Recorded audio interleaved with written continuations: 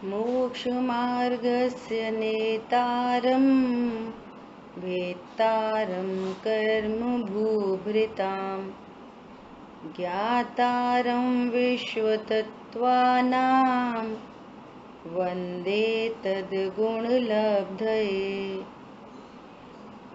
तत्वार्थ सूत्र जी ग्रंथ और ग्रंथ का पहला ही सूत्र।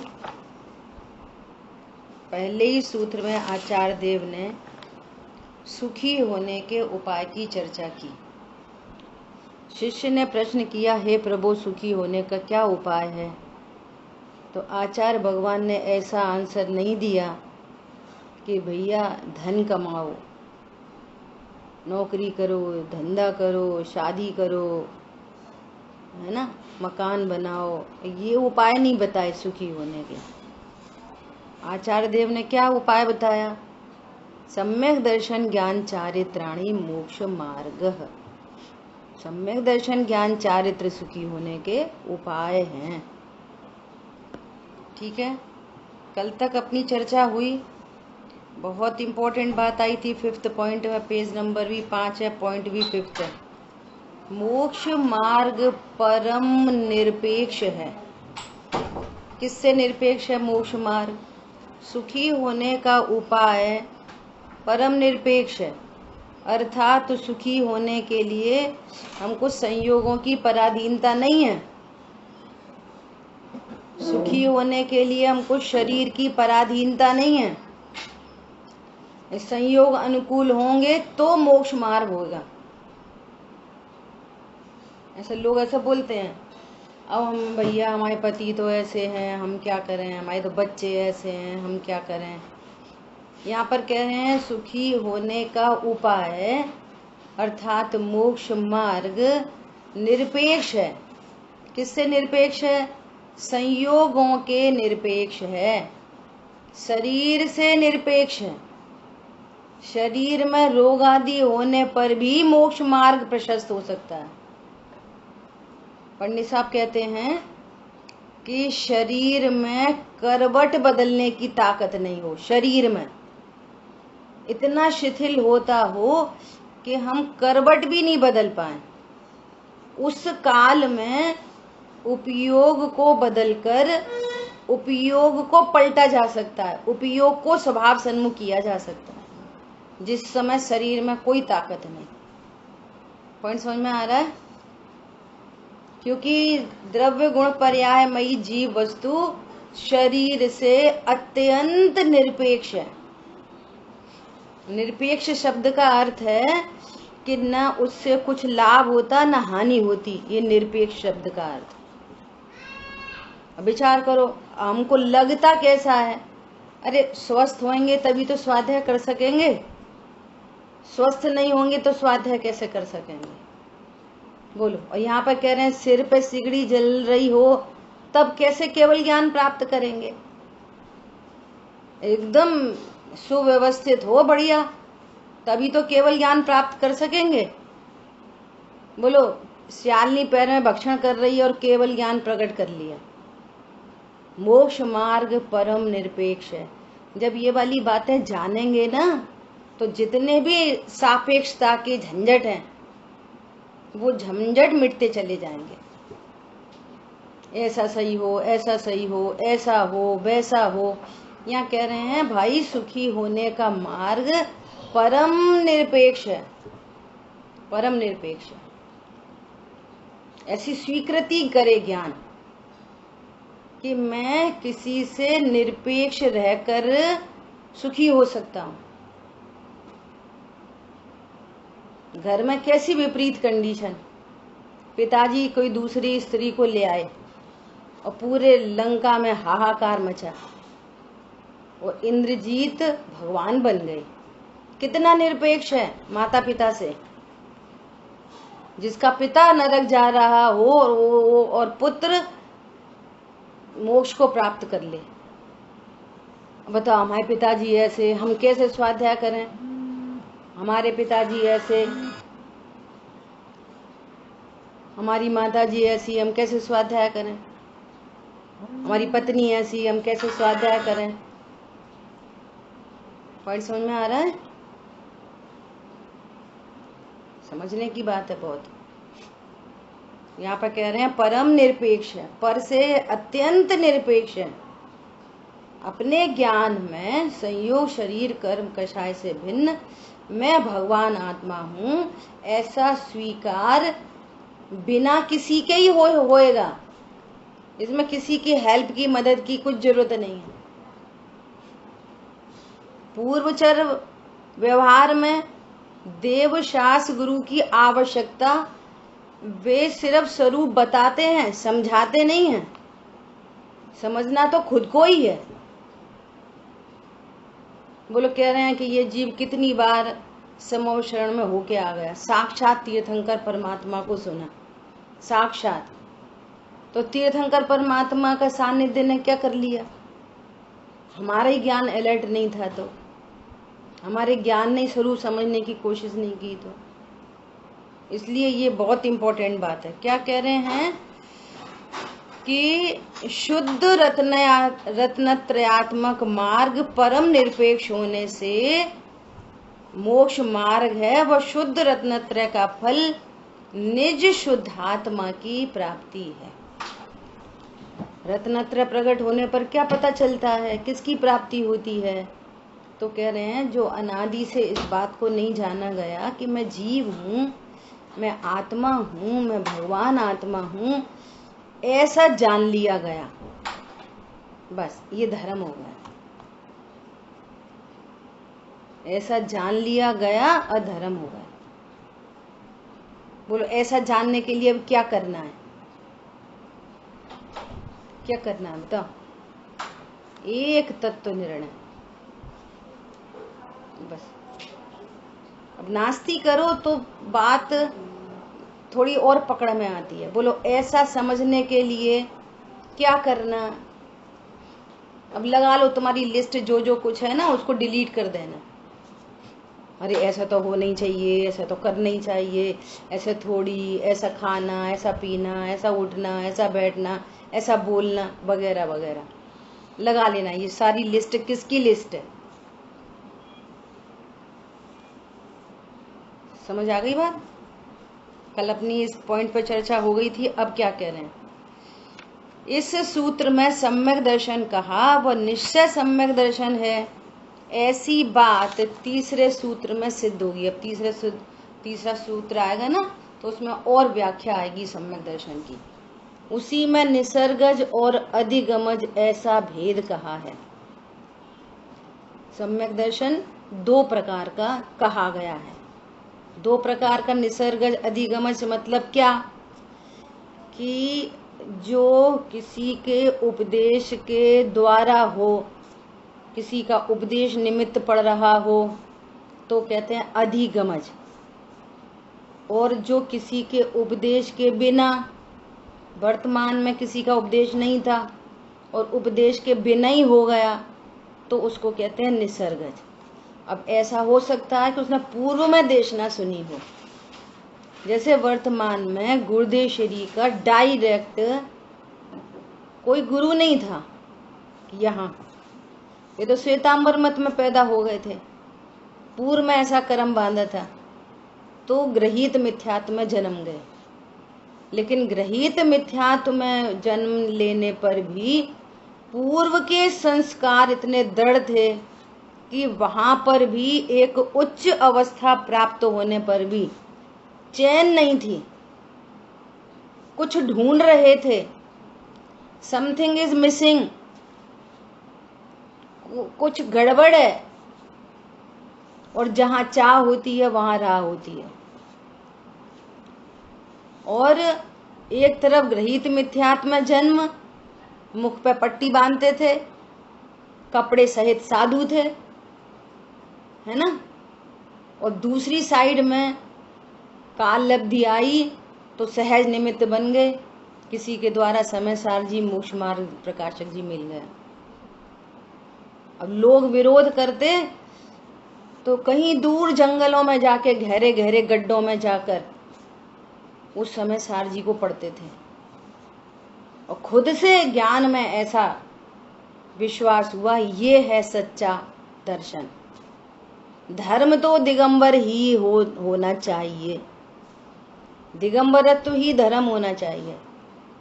तो कह रहे हैं कि सेल्फ से, जो सेल्फ से सम्यक दर्शन प्रकट होता है उसको कहते हैं निसर्गज। ये एग्जाम्पल लिया अपन ने गुरुदेवश्री का, ठीक है। उनके खुद के गुरु तो ये कहते थे कि तुम कांजी कैसी बातें करते हो, ये तुम अर्थ कहाँ से निकालते हो। तो वर्तमान में उनका कोई दिगंबर गुरु नहीं था, उनको समझाने वाला कोई नहीं था, सेल्फ से बात को समझा गया। अब पूर्व की देशना, पूर्व के संस्कार काम करते हों वो अलग बात है। तो इस एंगल से सम्यक दर्शन को, अब सम्यक दर्शन का एंगल समझना, सम्यक दर्शन बहुत टेक्निकल बात है। सम्यक दर्शन तो आत्म श्रद्धान का नाम है, वो दो प्रकार का नहीं है। लेकिन वो कैसे प्रकट हुआ, तो कैसे प्रकट हुआ के एंगल से दो उसके भेद किए गए। ये बहुत इंपॉर्टेंट बात है समझने की। सम्यक दर्शन दो प्रकार का नहीं होता, कैसे प्रकट हुआ उस एंगल से निसर्गज और अधिगमज ऐसा भेद किया गया। सम्यक दर्शन कितने प्रकार का होता है? निश्चय सम्यक दर्शन, व्यवहार सम्यक दर्शन के एंगल से दो प्रकार का होता है कि नहीं? बोलो। सम्यक दर्शन तो एक ही प्रकार का होता है, पर कहा जाता है दर्शन की करने की। अरे विश्व में प्रत्येक वस्तु एक ही प्रकार की है। चीनी का डिब्बा कितने प्रकार का है? एक ही प्रकार का है। स्टील का डिब्बा कभी नहीं बदलेगा, स्टील का डिब्बा, स्टील का डिब्बा, स्टील का डिब्बा, स्टील का डिब्बा। अब डिब्बा जैसा है वैसा कथन किया जाए सो निश्चय, और किसी संयोग की अपेक्षा से संयोग का ज्ञान कराने के लिए कि इस डिब्बे में चीनी है इसलिए हम इसको चीनी का डिब्बा कह रहे हैं। और चीनी का डिब्बा, तो वो इम्पोर्टेंट बात क्या है, लोक में भी हमें कैसी समझदारी चलती है।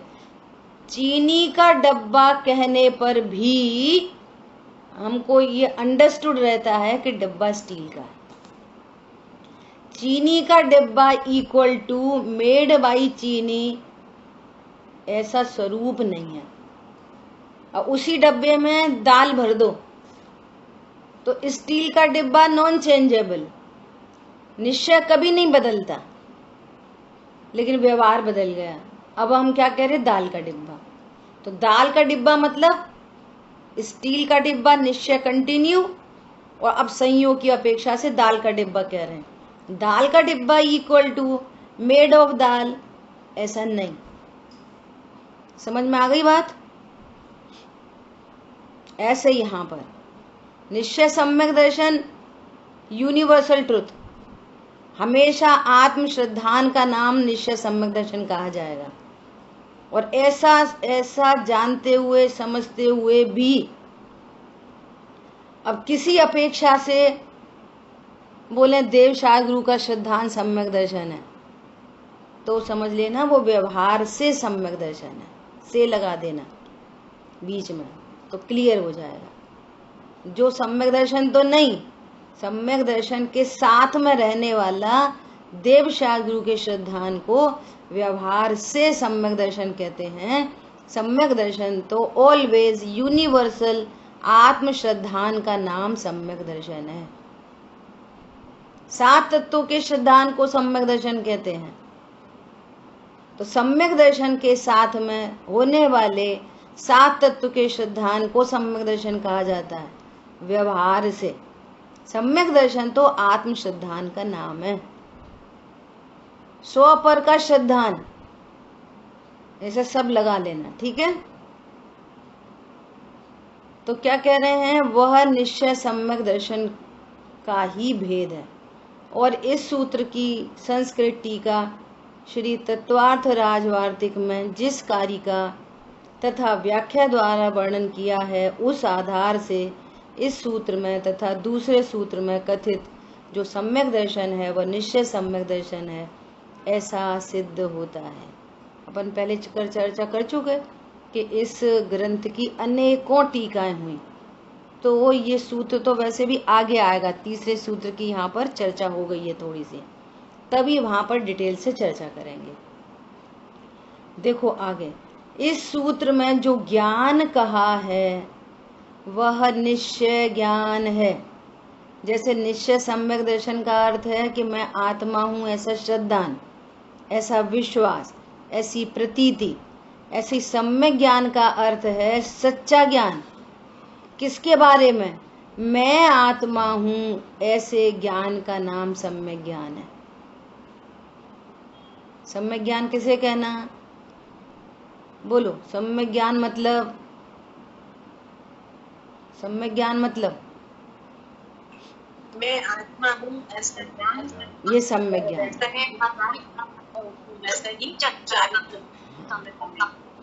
ठीक, बहुत बढ़िया है ना। यह रस्सी है, ये ज्ञान सम्यक ज्ञान है कि नहीं? बोलो, यह रस्सी को रस्सी जान रहे, ये सम्यक ज्ञान है कि नहीं? ना, ये सम्यक ज्ञान नहीं है। सम्यक ज्ञान रिलेटेड टू आत्मा, अपने बारे में सही ज्ञान। अपने बारे में तो झूठा ज्ञान है, और रस्सी को रस्सी जान रहे। तो रस्सी को रस्सी जानने से क्या तुम्हारा भला होएगा? अपने को आत्मा नहीं जाना तो अज्ञान मोराग देश उत्पन्न हो रहे हैं। रस्सी को अभी बहुत आगे अगले पेज पे ही तत्वार्थ श्रद्धानम सम्यक दर्शनम, जो दूसरा सूत्र है, बहुत गजब की चर्चा आने वाली है, बहुत ही गजब की। ये पूरा विषय और वहां क्लियर होएगा, है ना। देखो अभी क्या कह रहे हैं, और आगे के सूत्र में उसी के 5 भेद कहे जाएंगे। उसी में मन पर केवल ज्ञान भी आ जाता है। इससे सिद्ध होता है कि यहाँ निश्चय सम्यक ज्ञान कहा गया है। जहाँ सम्यक ज्ञान की चर्चा हो तो समझना अपने बारे में संशय, विपर्य, अनध्यवसाय नामक दोष नहीं होना। अपने बारे में दोष नहीं होना, 3 दोष। अपने बारे में सच्चा ज्ञान होना, मैं आत्मा हूं कि मैं शरीर हूं, ऐसा संशय नहीं होना, मैं आत्मा ही हूं, इसका नाम है सम्यक ज्ञान। ठीक है। बाद में इस सूत्र में चारित्राणी शब्द निश्चय सम्यक चारित्र दिखाने के लिए कहा है।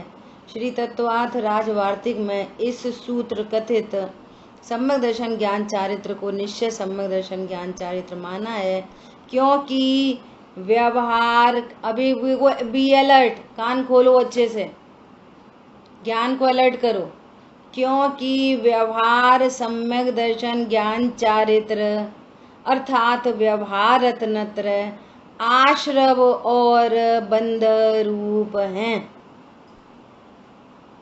क्या बोला? कल बहुत डिटेल में चर्चा हो गई थी। व्यवहार रत्नत्र, व्यवहार रत्नत्र, त्रय में हमेशा 3 परिणति लगाना। व्यवहार रत्नत्र मतलब ज्ञान श्रद्धा चारित्र की विकारी पर्याय, है ना। बोलो, व्यवहार रत्नत्र मतलब बहिर्लक्ष्य उपयोग और बहिर्लक्ष्य श्रद्धा। हाँ, बहुत बढ़िया, बहुत बढ़िया। बहिर्लक्ष्य ज्ञान, वो जरूरी नहीं है वो अज्ञान रूप हो कि मिथ्यात्व रूप हो। सम्यक दृष्टि जीवों को व्यवहार रत्नत्र होता है ना।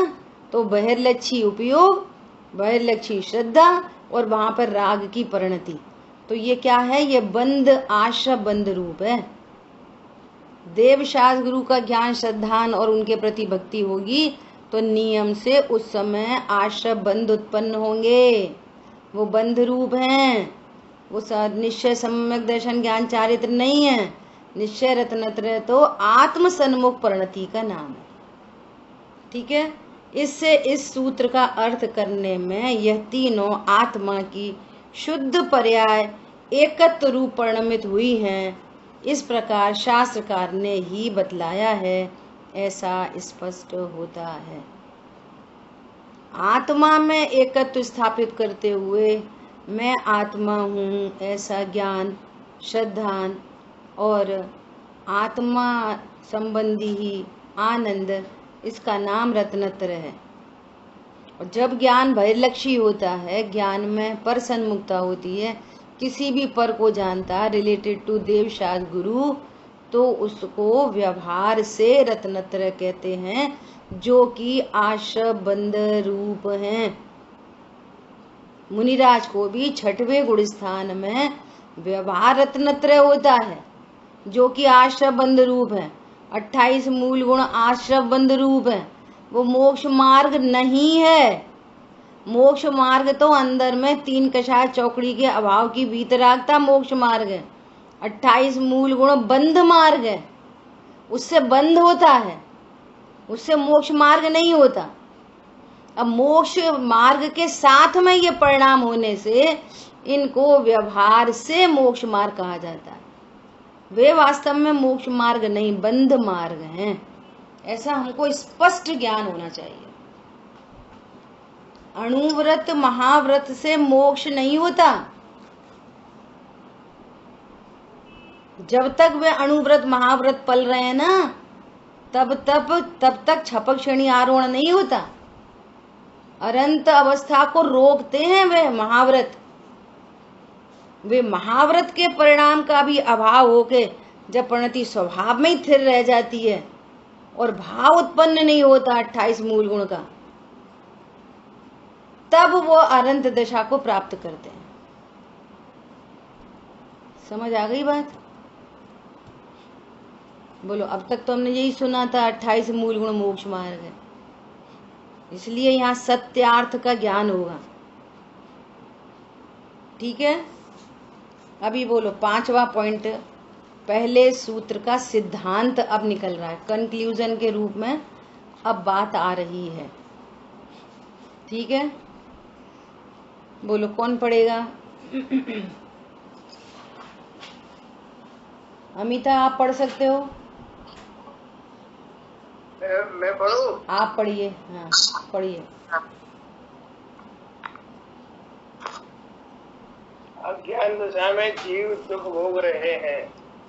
इसका कारण यह है कि उन्हें अपने स्वरूप के संबंध में भ्रम है, जिसे मिथ्या दर्शन कहा जाता है।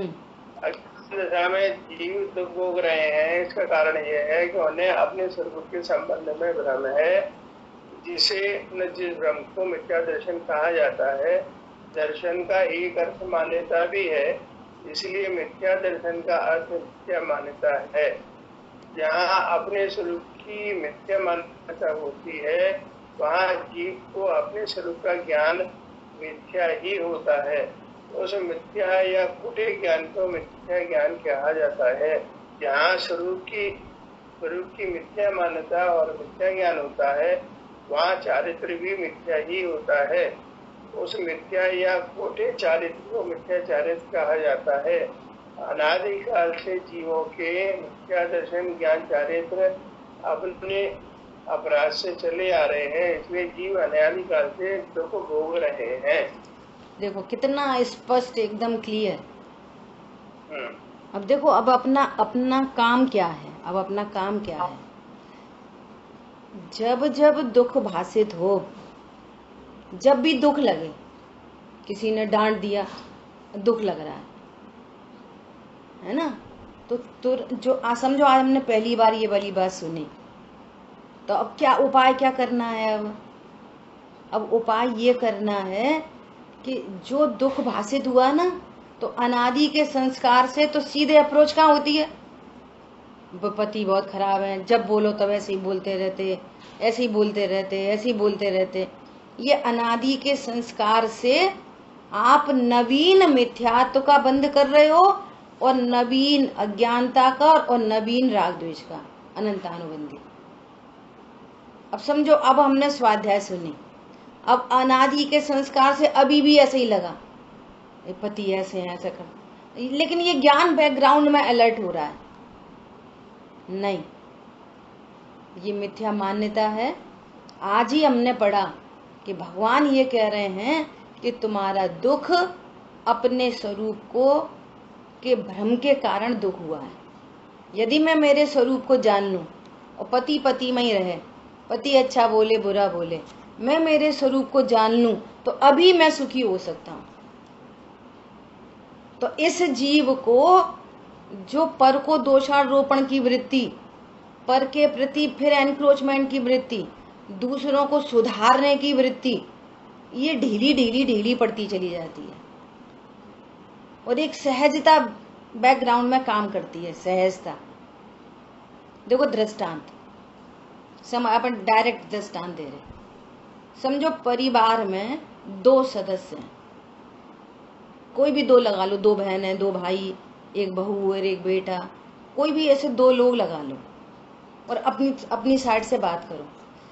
में भी ऐसा हो सकता है कि एक से थोड़ा ज्यादा राग हो, एक से थोड़ा कम राग हो, ऐसा हो सकता है। बेटा से ज्यादा राग हो, बहू से कम राग हो, छोटी बहन से ज्यादा प्रेम हो, बड़ी बहन से कम हो, लड़के से ज्यादा प्रेम हो, लड़की से कम हो सकता है ऐसा। देखने में ही आता है ना।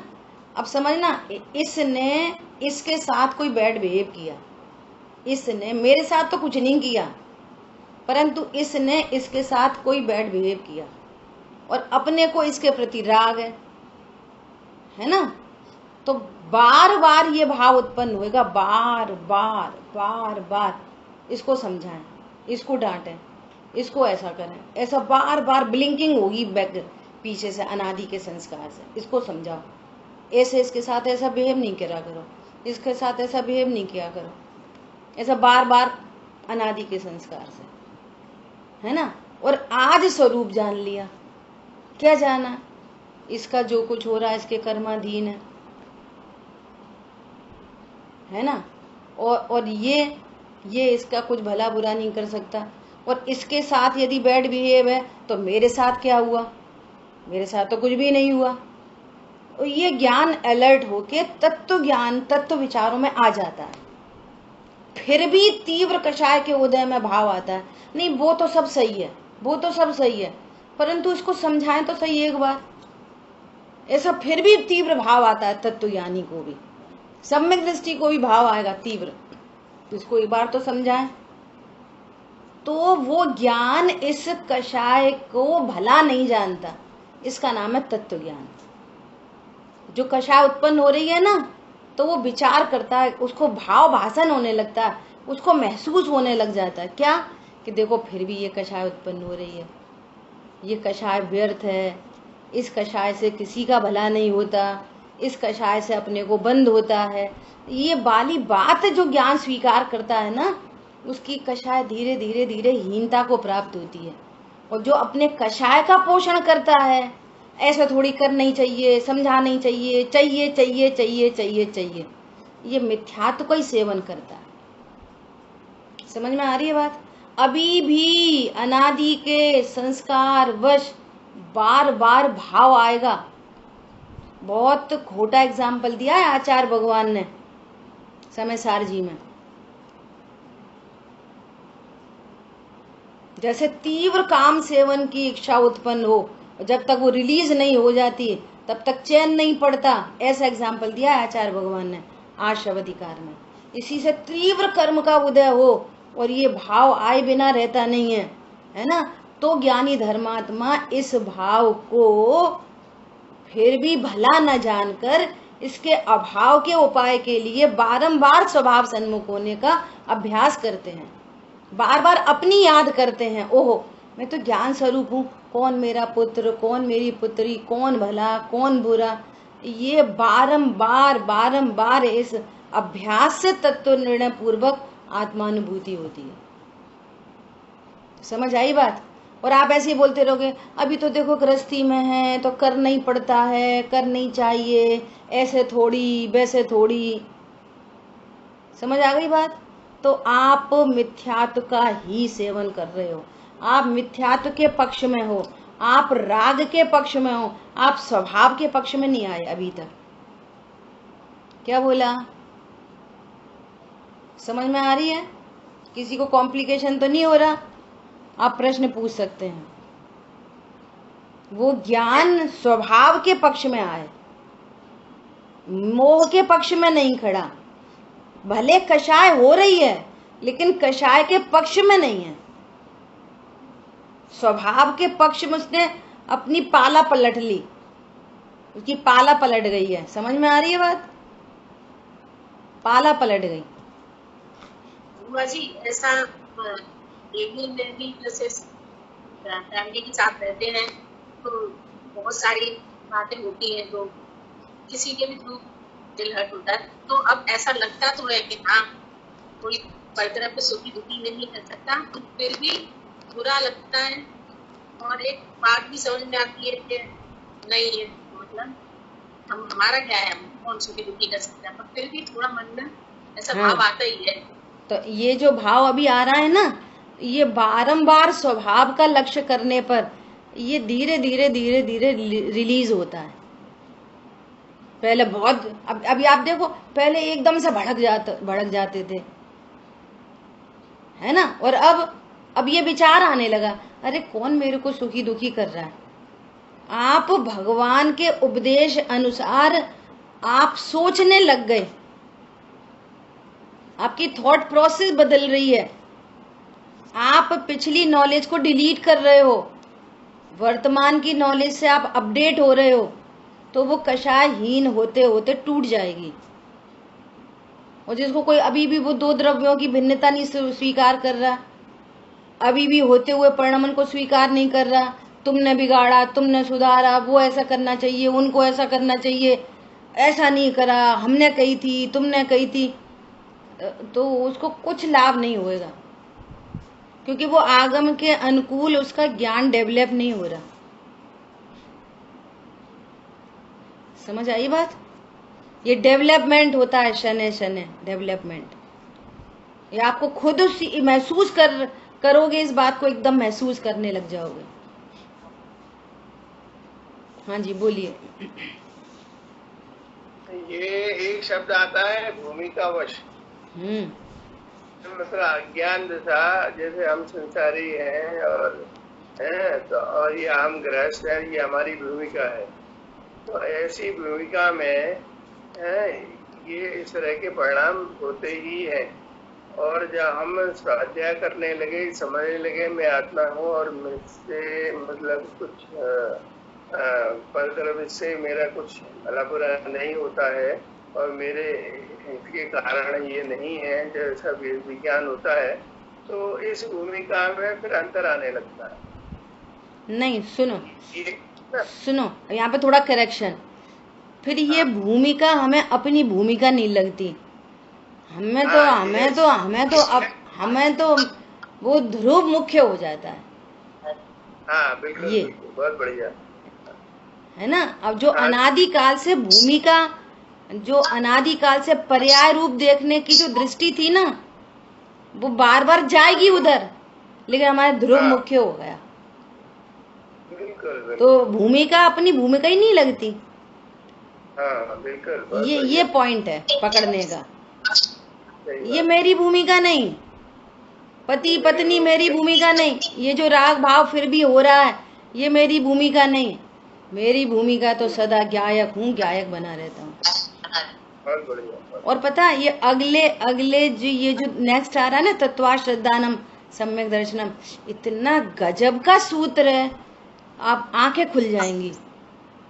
इतना गजब का सूत्र है इसमें, जो राम जी भाई ने ये पूरा एग्जाम्पल क्रिएट करके मोक्ष महाप्रकाशक जी के दृष्टांत देते हुए बहुत ही गजब की चर्चा है। सब जिसने भी अगर थोड़े से भी उपयोग से ये अगले सूत्र की टीका पढ़ी, सुनी, समझी, तो गारंटी है, इस बात की गारंटी ले सकते हैं कि उसकी थॉट प्रोसेस बदल ही जानी चाहिए। एक बड़ा डिफरेंस, ह्यूज डिफरेंस आने वाला है ये दूसरे सूत्र की टीका में। मुझे इतना एक्साइटमेंट है इस टीका को स्वाध्याय करने का, सबके बीच में लग रहा है कि ये जल्दी खत्म हो जाए। इतनी एक्साइटमेंट है यहाँ पे इसको पढ़ाने के लिए, इतने गजब के भाव भरे हैं इसमें, तबीयत खुश हो जाएगी इसको पढ़ के। और जो भूल है ना अपनी भूल अनादि की, वो भूल समझ में आ जाएगी, भूल मिट जाएगी, ये इस बात की गारंटी है। गारंटी बात है ये। इसकी टीका इतनी गजब की लिखी है टीका। ठीक है, देखो एक दृष्टांत और दे रहे हैं, एक दृष्टांत और। अभी उज्जैन गए थे, मैंने पहले भी शायद शेयर किया था। अभी उज्जैन गए तो बिमल दादा झांझरी जी के स्वाध्याय में बैठे, तो स्वाध्याय में तत्व की मुख्य चर्चा चल रही थी, बंद अधिकार चल रहा था। तो ऐसा होता है ना कि जब तत्व की चर्चा चलते चलते कुछ चरणानियों के उपदेश भी आ ही जाते हैं, तो उन्होंने ऐसा बोला, जिस जीव को अपने हित का पता नहीं है तो उसके साथ में जबरदस्ती नहीं करो। ऐसा भाव था कुछ, मुझे शब्द याद नहीं आ रहे हैं, भाव ऐसा था। तो उन्होंने एग्जाम्पल दिया कि जैसे कोई डायबिटिक पेशेंट है और वो बार बार मीठा खाता हो, उसे अपने हित का पता नहीं ना, तो फिर उन्होंने इसमें चरणायुग डाल दिया। बोले कि भोजन करते समय कभी किसी को टोकना नहीं चाहिए। ऐसा उन्होंने उपदेशात्मक शैली में बात की। क्या बोलने, जब कोई भोजन कर रहा हो तो उसको टोकना नहीं चाहिए, ये मत खाओ, वो मत खाओ, कम मत खाओ, ज्यादा मत खाओ, टोको मत उसको।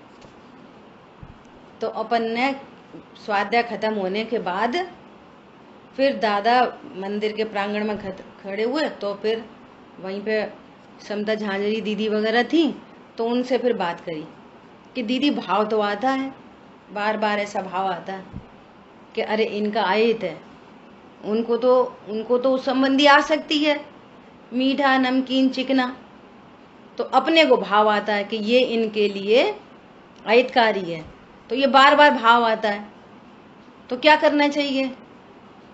सुनना, दादा ने ऐसा नहीं कहा कि भूमिका के अनुसार राग आता है, हाँ वो तो आता ही है, ऐसा नहीं बोला उन्होंने। पता है स्ट्रेट फॉरवर्ड क्या आंसर किया, इस राग को हेय जानो, सीधा आंसर, और अपने लिए बंद का कारण है ऐसा जानो। अब तुम्हारे उस राग में ढिलास आएगी, तुमने भूमिका के अनुसार बात करी ना, अब भूमिका के अनुसार तो अब कहते ही हैं करना ही पड़ता है, ऐसा तो वैसे तो, अब ये राग ही ढीला होने वाला नहीं है। पकड़ में आई बात, सीधे स्ट्रेट फॉरवर्ड क्या बोले, राग उत्पन्न हो रहा है दूसरे के बारे में, इस राग को हे जानो, अयोग्य जानो, अरे इनके बारे में केयर करते हैं ये तो अच्छी बात है और ऐसी बात है, अपनी केयर करो, पहले भला करो अपने पर। समझ आई बात, सीधे बोले राग को हे जानो, पंडित साहब की भाषा में बोलो तो ये पर के प्रति उत्पन्न होने वाला राग तो हमेशा पर लक्ष्य से ही होता है, स्व लक्ष्य से तो राग होता ही नहीं है, और जो पर लक्ष्य है उसकी अपनी योग्यता है पर द्रव्यों की, और तुम्हें जो राग हो रहा है पर के लिए अकिंचित कर है और अपने लिए अनर्थकारी है। ये महसूस करो इस बात को,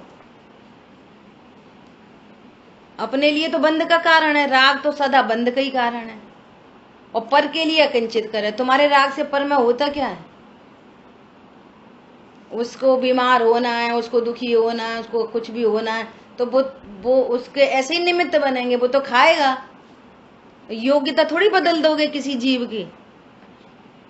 ऐसा अपन बोले भैया स्वाध्याय करो, तत्व ज्ञान करो, अब उसकी योग्यता तो अभी भवांतर में रुलने की है, उसका काल निकट आया नहीं है, तो कैसे सुनेगा वो, तो तुम्हारी हर कोई बात कैसे मान लेगा, भली बातें भी कैसे मान लेगा, बुरी तो माननी नहीं चाहिए, भली भी कैसे मानेगा। फिर भी अपने को राग उत्पन्न हो रहा है, फिर भी राग उत्पन्न हो रहा है, तो ये अपना दोष जानो। ये व्यर्थ का कैसा परिणाम है, एकदम सेंसलेस। यही परिणाम स्वभाव सन्मुख हो तो कितना आनंद है, और ये परिणाम बहिर्मुखी होता है तो व्यर्थ में राग होता है, और राग से अपने को बंद होता है, दूसरे को थोड़ी होता है। ये तत्व ज्ञान है, ज्यों का त्यों जानो तत्वों को, जिसके प्रति राग हो रहा है उसको बंद नहीं होता, स्वयं की परिणति में राग उत्पन्न हुआ है तो स्वयं को उस संबंधी बंध होता है। ऐसा जानने पर वो राग मिटता है। और राग का पक्ष करने पर राग और उत्पन्न होता है, और अधिक उत्पन्न होता है। बिल्कुल राग का पक्ष नहीं करो। हाँ, इसलिए पंडित साहब ने लिखा है व्यवहार का पक्ष अनादि से। इस जीव को अनादि से व्यवहार का पक्ष है, नहीं स्वभाव का लक्ष्य अनादि से। नहीं स्वभाव का लक्ष्य अनादि से। कुंद आचार्य भगवान की स्तुति में लिखिए ये वाली बात। कुंद आचार्य देव है व्यवहार का अब ऐसा तो होना चाहिए, ऐसा तो होना चाहिए, ऐसा तो होना चाहिए। होना चाहिए का मतलब क्या है? तुम्हें तो अकर्तृत्व की सिद्धि नहीं हो रही। कहीं ना कहीं किसी न किसी एंगल से कर्ता बुद्धि विद्यमान है, कर्तृत्व का जहर विद्यमान है। चाहिए शब्द कहाँ से आ रहा है? चाहिए, बोलो। और अभी कौन सी पूजा थी इसमें? एक अभी स्तुति थी या पूजा थी, उसमें एक बात आई थी बहुत बढ़िया। क्या बात आई थी? कि व्यवहार के नाम पर अपने को ठगाओ मत। व्यवहार के नाम पर अपने को ठगाओ मत। ये बहुत गजब की बातें हैं, ये बहुत ही गजब की बातें हैं। ये कहाँ तुम व्यवहार के नाम पर अपने को ठगा रहे हो? तो निश्चयाभास नहीं हो जाएगा। निश्चयाभास नहीं होगा, निश्चय का अभ्यास करा रहे हैं। निश्चयाभास नहीं करा रहे, ये निश्चय का अभ्यास है। गजब की बातें हैं। बताइए आप क्या कह रहे थे? मैं ये कह रहा हूँ बड़ा सा आश्चर्य सा होता है जब किसी को समझा रहे हैं और वो समझता ही नहीं है ना। या बहुत अच्छी तरह समझा, बहुत मेहनत करके समझाया, वो उसे समझेगा। तो इसका एक तो मतलब हमारा राग था, इसकी वजह से समझाया। तो एक तो ये हुआ इस राग का पक्ष नहीं करना चाहिए, ये निश्चित रूप से उसके लिए अकिंचित कर रहे हैं, मतलब कुछ भी नहीं होने वाला। हमारे बोलने से कुछ नहीं होने वाला, क्योंकि वो उसका जो स्वभाव बन रहा है वो उसका कर्माधीन है। उसकी योग्यता है, उसकी योग्यता है। योग्यता है। और फिर दूसरी बात तो ये है कि ये समझाने का भाव किस लिए है, उससे हमको क्या लाभ हानि हो रही है। राग फिर वही बनने का कारण। हाँ वो है। अब दूसरी बात क्या कि गलती कहाँ हो रही है? अच्छा, अभी हम अच्छे से नहीं समझा पाए, फिर समझा नहीं पाए ना, हम अच्छे से नहीं समझा पाए ना, तो फिर उसको और समझाने के अलग अलग टेक्नोलॉजी ज्ञान में आपने ज्ञान को काम दे दिया, ज्ञान को एक वर्क दे दिया, है ना। अब हम होंगे कामयाब। Once again try, again try, again try, again try. ये समझ में नहीं आ रही। No try, no try, don't try, don't try, ये समझ में नहीं आ रही। क्या बोला? क्या कम गड़बड़ी क्या चल रही है? Again try, again try, again try, again try, ये समझ में नहीं आ रही। No try, don't try, no necessity to try. जरूरत कहाँ है? जरूरत क्या है? फिर भी राग उत्पन्न हो रहा है, तो ये राग निरर्थक भाषित हो रहा है। कैसा फालतू का राग है, जरूरत ही नहीं है, बिगड़े सुधरे, उसकी योग्यता है। मेरा उससे क्या बिगाड़ सुधार हो रहा है? इसलिए कह रहे हैं ये मोक्ष मार्ग निरपेक्ष है। ये मोक्ष मार्ग, सुखी होने के का मार्ग बहुत निरपेक्ष है, इसमें किसकी आवश्यकता नहीं है, और स्वभाव से चलता है। बस ये नो ट्राई। तत्व ज्ञान पूर्वक मौन के वृक्ष पर शांति के फल लगते हैं। द्वेष पूर्वक नहीं, हम तो इनसे बात ही नहीं करेंगे, सुनते तो है नहीं, हम तो बात ही नहीं करेंगे। पनप रहा है द्वेष और समझ रहे हैं धर्म कर रहे, ऐसे भ्रम में नहीं। भ्रम की जिंदगी नहीं चाहिए। ठीक है, समय अपना हुआ है। देखो 1 मिनट में अगला पैराग्राफ पढ़ रहे, फिर अपन कल दूसरे सूत्र की चर्चा करेंगे। क्योंकि अपनी यह दशा जीव स्वयं बनाता है। सुन लो ध्यान से, किसी और ने नहीं बनाई तुम्हारी दशा, नहीं कर्मों ने बनाई। कर्म अपने आप नहीं बंधे, तुम्हारे परिणाम से बंधे, इसलिए वह स्वयं उसे दूर कर सकता है। अपनी जिम्मेदारी उठाएगा, ओहो मेरी गलती से ये काम हो रहा है तो मैं गलती सुधार लूंगा तो सही हो जाएगा। और उसे दूर करने का उपाय सम्यक दर्शन ज्ञान चारित्र ही है, दूसरा नहीं। बोल्ड लेटर में लिख लो, दीवार दीवार चप्पे चप्पे पे, सुखी होने का उपाय रत्नत्र है, अन्य कुछ नहीं। जब जब भी दुख भाषित हो और पर में कुछ एनक्रोचमेंट का भाव उत्पन्न हो रहा हो तो ये सोचना ये मिथ्या उपाय है। हे प्रभु, इस मिथ्या उपायों का अभाव हो, सब मिथ्या हो, सही उपाय तो रत्नत्र है। तो रत्नत्र की ओर बढ़ेगा वो, है ना। अपनी पूर्व की नॉलेज को डिलीट और नई नॉलेज को अपडेट करें, दूसरा नहीं। यही यहाँ कहा है। इससे सिद्ध होता है कि जीव सतत जो अन्य उपाय किया करता है, once try again try again try again try, वो ही लिखा है, वह सब मिथ्या है। आपको मिथ्या भाषित हो, समझाना ही मिथ्या है। और समझाना क्यों है, जरूरत क्या पड़ रही है, वो नहीं समझे तो हमारा मोक्ष मार्ग क्या रुक जाएगा, हमारा सुखी होने का मार्ग रुक जाएगा क्या किसी और को समझे बिना? बोलो, जरूरत ही नहीं है। ऐसा जीव धर्म करना चाहता है किंतु उसे सच्चे उपाय का पता न होने से वह खोटे उपाय किए बिना नहीं रहता। मतलब सुखी तो होना चाहता है पर सुखी होने के उपाय खोटे उपाय कर रहा है। अब ये अपने को भासना हो, अरे ये तो उपाय मिथ्या था, ये तो खोटा उपाय था। बुखार चढ़ रहा है और बुखार चढ़ रहा है और तुमने और गर्मी में ही चले गए। खांसी हो रही है, तुमने और नींबू खा लिया, खट्टा खा लिया।